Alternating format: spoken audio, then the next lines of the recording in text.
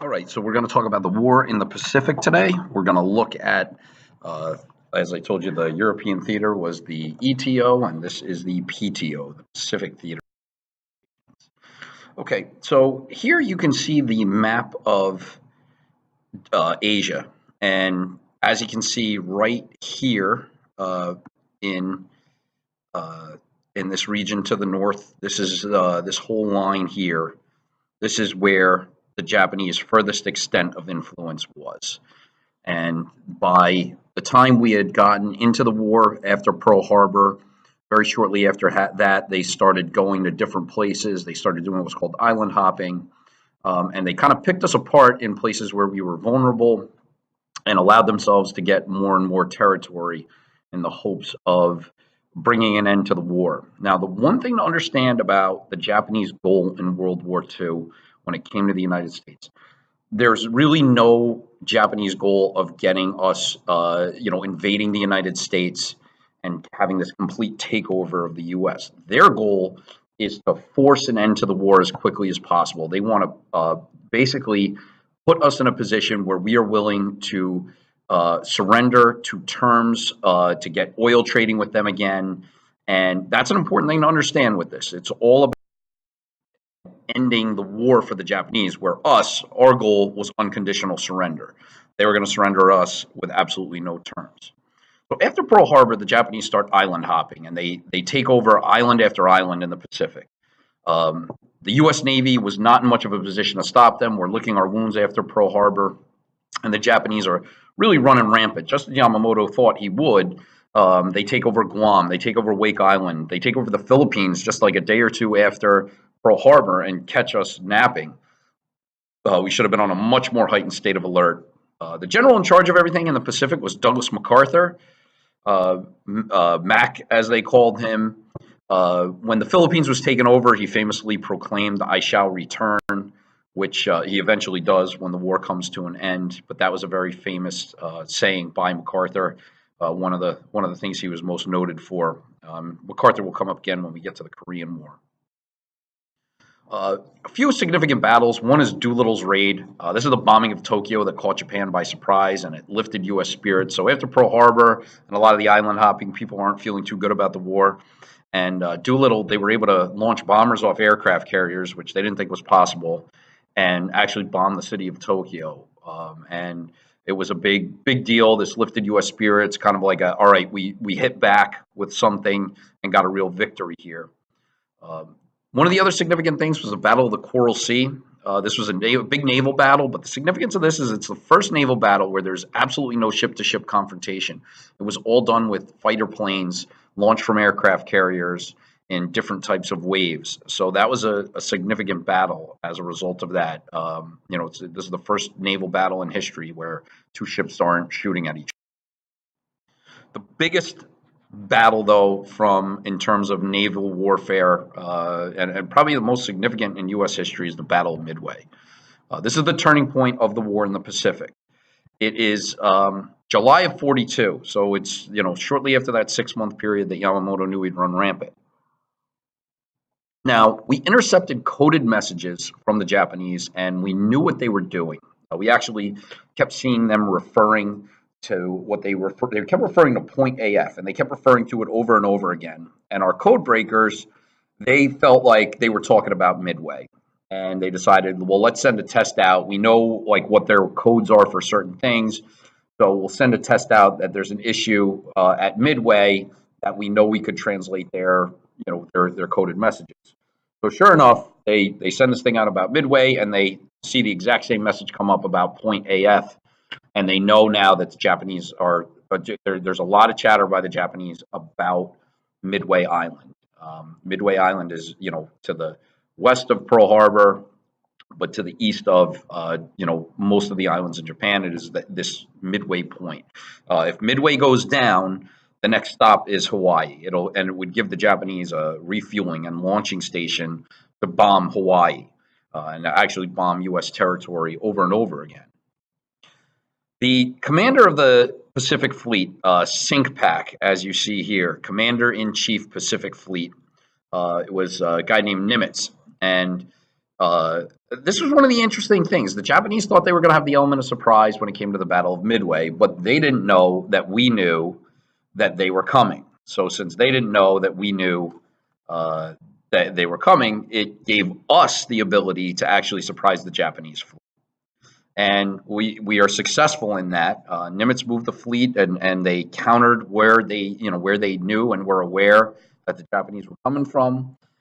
We sink 4 Japanese aircraft carriers and really cripple the fleet. Um, after this moment, the Japanese Navy is decimated. 4 aircraft carriers in a single battle and over a day or two. This is beyond what they could handle, and this begins our process of island hopping and taking back what the Japanese had taken from us, and also taking islands away from the Japanese that they had been in control of. The Japanese, when it came to defending the islands that they were on, they fought to the bitter end. Death was honorable, surrender was disgraceful.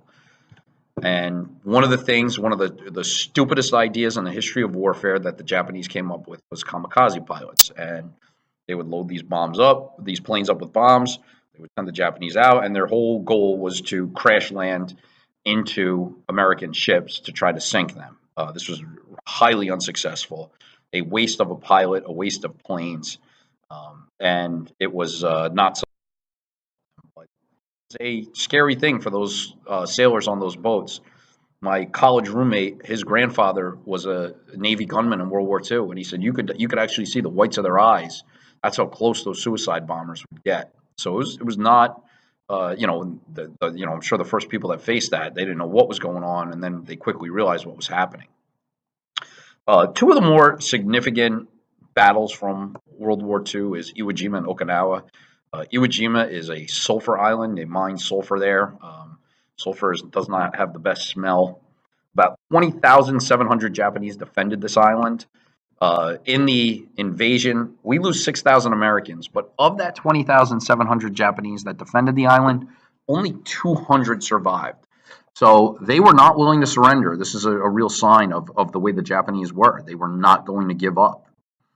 And next came Okinawa. And Okinawa was the last step before the main island of Japan. It was the last piece of the puzzle before we would begin the process of invading Japan completely. 110,000 Japanese defend this island. Barely any survive the invasion of Okinawa. We lose 7,600 Americans, but you can see these numbers are so far off.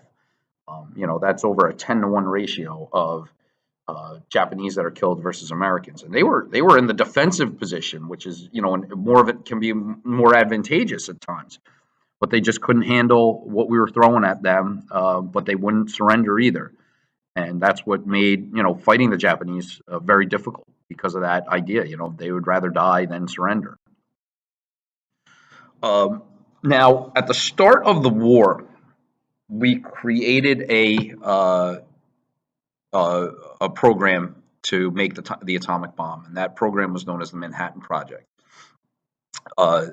J. Robert Oppenheimer, or Oppie as they like to call him, was the lead scientist behind this. This was based on some of Einstein's work that they thought they could split the atom and create this large explosion. 600,000 Americans were actually involved in this, but most did not know. Even Truman, the Vice President of the United States, he's not aware of the fact that the U.S. is working on this. He was left in the dark. But in April of '45, when he takes over as president after Roosevelt dies, there's obviously like, hey, we should probably tell you what. July 16th is the first successful test of the bomb. It is done in New Mexico. Truman now has to decide if he's going to use it. There's a lot of different ideas that are thrown around about whether they should use it or not. Should they bring the Japanese in as a, just show them what it does, kind of call some type of truce to get them to surrender. But this, with all the things he had to take into consideration, Truman decided to drop the bomb. And on August 6, 1945, the first atomic bomb, codenamed Little Boy, is dropped on Hiroshima. We get no response from Japan. 3 days later, the other atomic bomb, Fat Man, is dropped on Nagasaki. And then Japan winds up giving their unconditional surrender. Now, they didn't know, but that was it. The third bomb was a long way away. We built 3, we tested 1, dropped 2, but the third one was not coming anytime soon. The bomb is, a terrible thing in a lot of ways. 200,000 people are killed, some instantly, some through very, very bad radiation poisoning. Those that were in the blast radius, were quick, painless deaths. Those that were not, there was a lot of suffering involved. So that, like I said, some of these people were killed from the blast, some from the radiation poisoning. And even those that survived, they faced a lot of difficulties. There was, issues with mutations, deformed children, and health problems for many years after, cancers and things of that nature. It was a really, really difficult, nasty thing that, the decision that was made, which we will talk about in class. But the bomb was, not something that Truman took lightly in dropping, but felt it was necessary to bring a quick end to the war. This is an example of what would happen here. This is the, you're looking at neighborhood blocks here, city blocks, right? You can see the cross streets and everything, except all of this is laid to waste, with just this, this looks like a church of some kind that remains standing here, but everything else is just leveled flat, and anybody that was in this area would not survive. The famous mushroom cloud from the dropping of the atomic bomb. So that's the war in the Pacific, and we will get into some of the issues around dropping the atomic bomb.